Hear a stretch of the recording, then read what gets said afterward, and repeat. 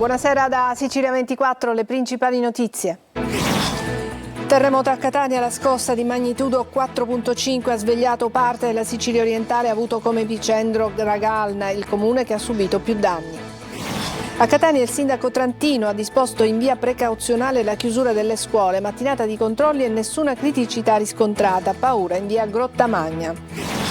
La base militare di Sigonella usata solo per logistica e rifornimenti. Arriva il chiarimento del sottosegretario Mantovano sul coinvolgimento del nostro paese nel conflitto che infiamma il Medio Oriente. Romena trovata morta tra i rifiuti a Catania, il decesso è avvenuto per cause naturali. Catania, ordinanza cautelare per 6 minorenni per il pestaggio di 2 mesi fa in piazza Stesicoro. Aggredirono 2 coetanei ferendone uno in modo grave all'occhio. Catania, l'ambulanza si ferma per prestare soccorso a casa di un paziente e nel frattempo viene vandalizzata. A Messina prestiti ad usura con tassi anche al 300%, le indagini partite dalla denuncia della vittima. Calcio, domani a Benevento per il Catania la partita più importante della stagione, Toscano, un solo risultato per riaprire il campionato, trasferta vietata ai residenti in Sicilia, la gara in diretta in chiaro su Telecolor dalle 19:30.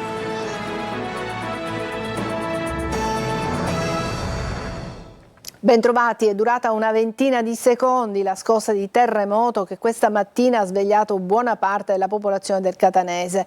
Ragalna è il comune che ha subito maggiori danni, il servizio è di Lorena Dolci. La cucina, un'ampia cucina ed è tutto distrutto, quindi divani, tavole, sedie, almeno dalle prime foto che qualcuno è riuscito a fare questa mattina. È caduto addirittura il capezzale sopra la bambina, per fortuna non si è fatta niente, siamo rimasti tremanti, il comò che è bello grande si è spostato di almeno di 6 centimetri. Sono le 7:05 quando la terra trema, l'epicentro del sisma di 4.5 è proprio a Ragalna, una scossa seguita da uno sciame più lieve che ha causato lesioni a numerosi edifici, compreso il municipio. Sì, strutture pubbliche, ma molti privati hanno avuto veramente danni enormi nelle case. 600 le segnalazioni di danni importanti a edifici privati, ma per fortuna nessun ferito. Molti non sanno se potranno fare rientro nelle loro case. Le zone più colpite, quelle attorno alle vie San Francesco e Dante Alighieri e al villaggio Santa Barbara. In quel momento non si riesce a capire cosa sta succedendo, cosa fare, come andarsene e non si riesce a scappare. Al comune è stato allestito il centro operativo comunale e i vigili del fuoco hanno attivato un posto di comando avanzato per gestire le richieste di soccorso da parte dei cittadini. Risveglio movimentato anche a Catania. Il sindaco Trantino ha disposto in via precauzionale la chiusura delle scuole. È stata una mattinata di controlli, ma nessuna criticità è stata riscontrata. Paura invece in via Grottamagna. Tonino De Mano. Signora, lei l'ha sentito il terremoto? Certo, ero sveglia, ero davanti al computer e all'improvviso mi si è mosso tutto. Io ho avuto il terrore. Si è mosso tutto e ho avuto il terrore. Risveglio movimentato anche a Catania, dove la scossa di terremoto registrata alle 7:05 è stata avvertita da gran parte della popolazione. Mattinata di terrore doppio in via Grottamagna, off limits per un edificio pericolante che si affaccia anche su via Plebiscito. Qui non può passare un mezzo di soccorso. Quindi in via Grottamagna avevate una doppia paura, quella del terremoto e quella che nessuno poteva venire a soccorrere. Esattamente, proprio così. Abbiamo avuto una grandissima paura. Importantissimo perché eventualmente non abbiamo dove andare.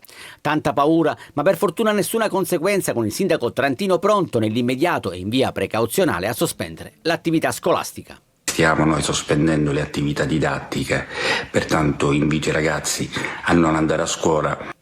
Immediate le verifiche disposte dall'assessorato comunale alla pubblica istruzione.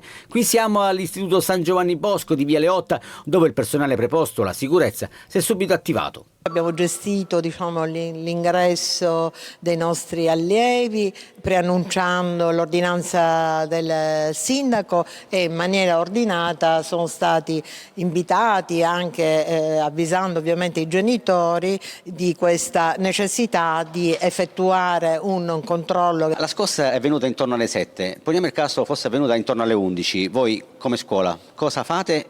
Siano i bambini preparati? Già i bambini e il personale sa cosa deve fare. Tipo proteggersi prima durante la scossa sotto i banchi e poi in maniera ordinata raggiungere i punti di raccolta. Breve esplosione alle 13:12 di oggi sull'Etna con l'emissione di cenere alta 1,5 km. Per i vulcanologi non è collegata al sisma di questa mattina, ma sentiamo il direttore dell'INGV di Catania. Intorno alle 13:12 l'Etna è stata anche interessata da un evento esplosivo avvenuto ai crateri sommitali, in particolare alla Boccanuova. Si è trattato di un fenomeno con un'emissione di cenere che ha raggiunto l'altezza di 1,5 km e che è stata dispersa in pochi minuti dai venti con una leggera ricaduta di cenere nell'area sommitale. Si tratta di fenomeni impulsivi che accadono sull'Etna e che non sono mai preceduti sostanzialmente da segnali geofisici, e quindi anche in questo caso noi riteniamo non ci siano dei collegamenti tra questa esplosione e l'evento sismico di 4,5 avvenuto stamattina. Sigonella usata solo per logistica e rifornimenti. Arriva il chiarimento del sottosegretario Mantovano sul coinvolgimento del nostro paese nel conflitto che infiamma il Medio Oriente. Intanto sono stati cancellati molti voli da Dubai. Lorena Dolci. Folla di aerei americani e droni sopra i cieli di Sigonella. Nella base USA alle porte di Catania aumenta il traffico di velivoli, cargo e droni, come il Global Hawk utilizzato per il pattugliamento, ma solo per rifornimento, logistica e sorveglianza aerea. Almeno per il momento gli Stati Uniti non intendono utilizzare la postazione NATO come trampolino di lancio per gli attacchi a Teheran, e per farlo serve l'ok del governo italiano. Finora non c'è stata richiesta, spiega il sottosegretario Alfredo Mantovano. Ulteriori chiarimenti arriveranno nelle prossime ore con le comunicazioni dei ministri della difesa e degli esteri Crosetto e Tajani, da cui potrebbero emergere anche le prime indicazioni sugli aiuti ai paesi del Golfo. Ma la Sicilia resta un nodo cruciale per il Medio Oriente in fiamme. A Niscemi è attivo il sistema MUOS, che attraverso radar e satelliti garantisce i collegamenti tra tutti gli aerei, droni, navi e sottomarini americani.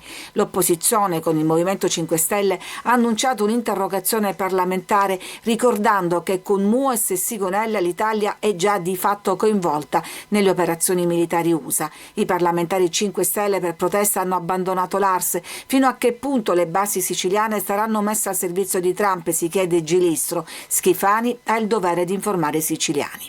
Intanto sono stati cancellati voli da e per Dubai sullo scalo di Catania, bloccati negli Emirati tanti siciliani, tra cui Alice, palermitana. Siamo veramente provati, distrutti e non abbiamo più la lucidità e la prontezza per affrontare delle situazioni spiacevoli di questo tipo.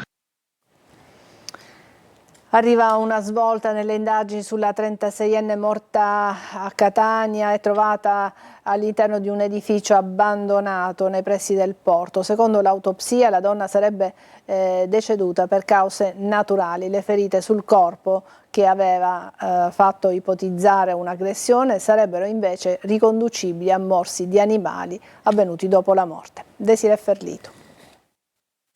Non sarebbe un omicidio la morte della 36enne trovata senza vita 4 giorni fa nell'edificio abbandonato dell'ex consorzio agrario di via Domenico Tempio a Catania. Secondo le prime indicazioni dell'autopsia, la donna sarebbe deceduta per cause naturali. A far ipotizzare inizialmente un'aggressione erano state alcune ferite sul corpo, che l'ATAC ha invece ricondotto a morsi di animali avvenuti dopo la morte. La vittima, una donna romena senza fissa dimora, in passato denunciata per piccoli furti e che gravitava nel mondo della prostituzione e dell'uso di crack, è stata trovata tra i rifiuti e con pochi indumenti addosso. Nell'edificio vivono 2 cucciolate di cani di media taglia, elemento ora al vaglio degli inquirenti. La procura aveva diffuso la fotografia della donna per favorire l'identificazione e raccogliere eventuali testimonianze utili alle indagini. Restano ora da chiarire le circostanze esatte delle ultime ore di vita della 36enne. Siamo in pericolo, aiutateci. A Catania il grido d'allarme dei residenti di San Cristoforo che denunciano una situazione da diverso tempo fuori controllo. Tonino De Mana. Al giorno d'oggi ci sono in giro tante persone che fanno uso di sostanze stupefacenti, quindi noi non siamo al sicuro per niente, soprattutto la notte. Rubano nelle auto, nelle case, nei balconi, portano via di tutto pur di racimolare pochi euro, quanto basta per comprarsi una dose di crack. Emergenza nell'emergenza a San Cristoforo, dove i residenti delle vie del Principe e Toledo sono sempre più esasperati, chiedono e sollecitano più sicurezza. Noi vogliamo qua il sindaco perché siamo stanchi proprio, non si può dormire più. C'è un affollamento di persone fuori dal normale, prostituzione, persone che si mettono negli angoli e lasciano le sue porcherie e i nostri figli ovviamente sono in giro. Non si può giocare più, ora questa piazza perché è stata fatta? Per noi o per loro? In questo video amatoriale, girato da un residente, si vede un extracomunitario che si arrampica ed entra in una fabbrica abbandonata. Altri, lo vedete, consumano la dose. Il telefono di Giuseppe Buglio suona di continuo. Gli abitanti sono stanchi, mandano continuamente segnalazioni, video di queste persone che vengono anche a rubare dentro i loro condomini. Quindi io non faccio altro che fare segnalazioni, ma purtroppo non ci sono risposte. Non distante da Via del Principe, una donna romena è stata trovata cadavere in un edificio diroccato che un tempo ospitava l'ex consorzio agrario. Aggredirono 2 coetanei in piazza Stesicoro a Catania, uno rimasto ferito gravemente ad un occhio colpito con un tirapugni. Sono scattati provvedimenti restrittivi per 6 minori. Il giudice ha disposto il collocamento in comunità per 4 di loro e la permanenza in casa per altri 2. Il questore di Catania ha inoltre affiancato alle misure cautelari le emissioni di 8 Daspo Willy a carico dei minori imputabili coinvolti. Le autorità hanno notificato anche un ammonimento a carico di un ragazzo sotto i 14 anni non imputabile, indicato come colui che ha utilizzato il tirapugni durante l'aggressione. Vediamo la vittima appunto arrivata in ospedale. Ambulanza vandalizzata a Catania, atto ignobile, dice il SEUS, il 118, che chiede più sicurezza per gli operatori sanitari. Orazio Longo. L'ambulanza si ferma per prestare soccorso a casa di un paziente e nel frattempo viene vandalizzata. È successo a Catania. Ignoti hanno sfondato il finestrino della cabina guida sottraendo presidi sanitari, elettromedicali e pure effetti personali dell'equipaggio. È un gesto assolutamente deprecabile che come presidente della SEUS 118 condanno in maniera ferma, anche perché ricordiamo alla comunità quello che è il ruolo delicato che compiono ogni giorno, ogni ora, ogni minuto questi angeli del soccorso che meritano rispetto e non gesti di questo tipo. Oltre alla solidarietà per gli operatori coinvolti, dal SEUS 118 la richiesta che si assicuri una maggiore tutela e protezione del personale e dei mezzi di emergenza che intervengono in contesti complessi e spesso difficili.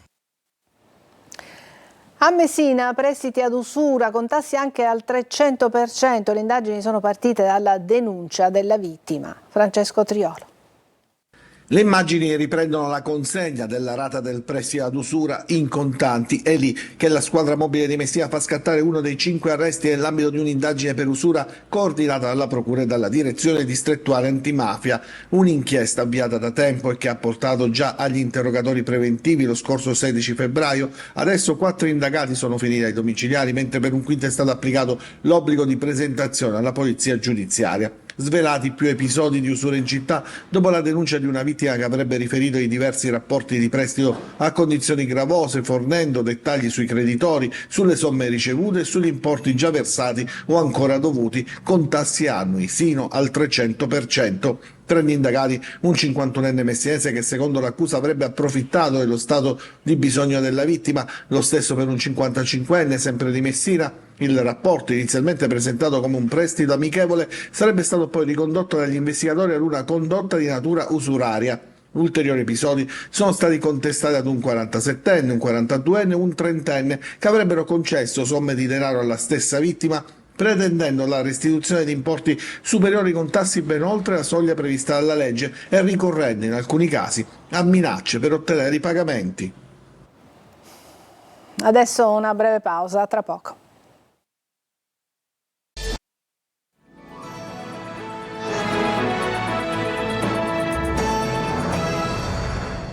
Ad Agrigento un detenuto si è tolto la vita nella sua cella, un episodio che riaccende l'attenzione sul sovraffollamento e sulle morti negli istituti di pena italiani.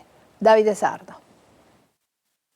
Tragedia nel carcere di Agrigento. Un detenuto cinquantenne della provincia di Caltanissetta si è tolto la vita nella sua cella usando i lacci delle scarpe. Gli agenti della polizia penitenziaria hanno tentato di salvarlo chiamando l'ambulanza e praticando la rianimazione. Non c'è stato nulla da fare. È l'ennesimo suicidio nelle carceri italiane, un dramma che riporta al centro dell'attenzione la salute mentale dei detenuti e le condizioni di vita negli istituti di pena. Secondo il Garante nazionale dei detenuti, le carceri italiane sono sempre più affollate. Oggi ospitano 62.841 persone, con un aumento del 16,9% rispetto al 2021.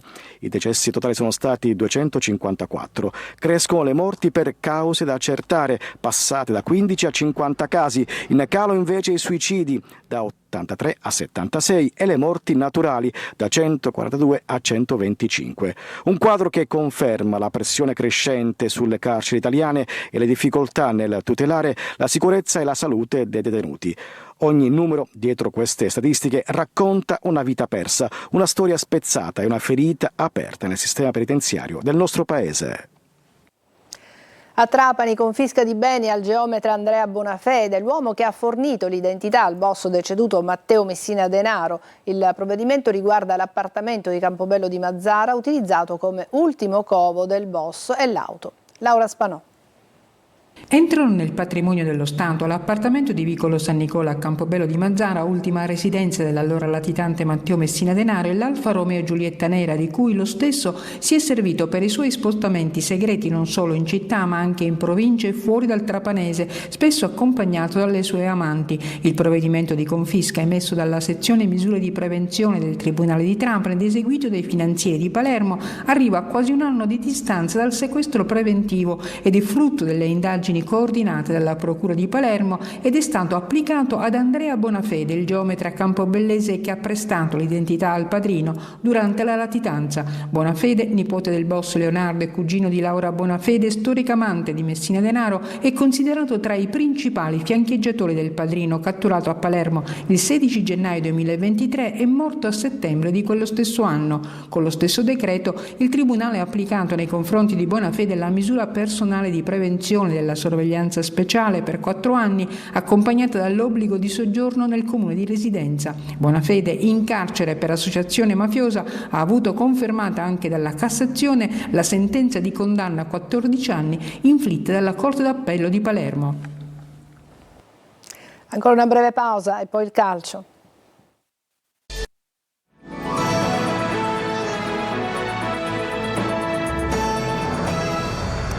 Ed eccoci al calcio. Il Catania domani gioca a Benevento la partita più importante della stagione contro la prima in classifica. Trasferta vietata ai residenti in Sicilia, rimborsi per chi aveva già acquistato i biglietti. La partita sarà trasmessa in diretto e in chiaro su Telecolor. Marco Carli.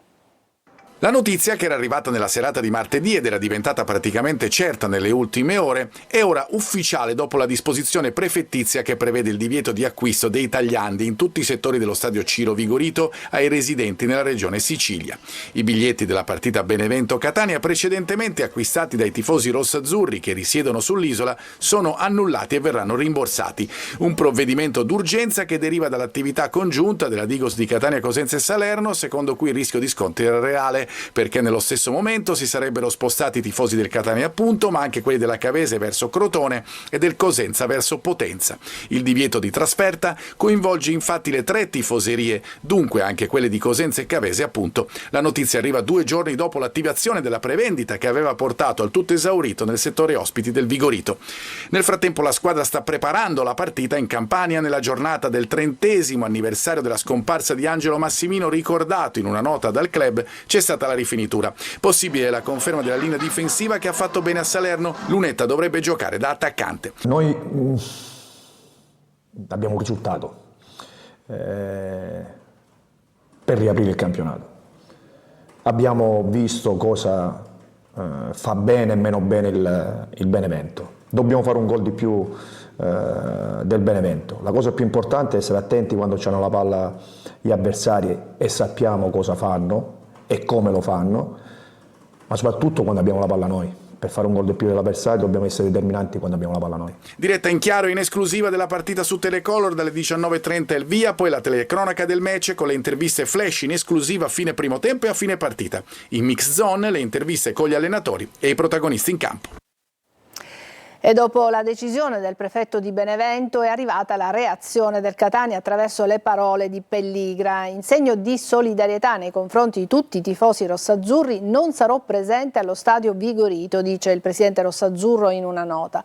Questa scelta è condivisa con Vincenzo Grella e Marc Bresciano, che rientreranno a Catania nelle prossime ore, ed è un atto di protesta composta ma netta. Sarà fatto ricorso urgente, prosegue Pelligra, da parte del club. La tempistica del provvedimento, che giunge 2 giorni dopo l'apertura della prevendita e a poco più di 24 ore dal fischio d'inizio, rappresenta, conclude il numero 1 del club, un'ulteriore penalizzazione nei confronti dei nostri sostenitori. Ed io mi fermo qui, è tutto per questa edizione di Sicilia 24. Grazie per averci seguito, buona serata.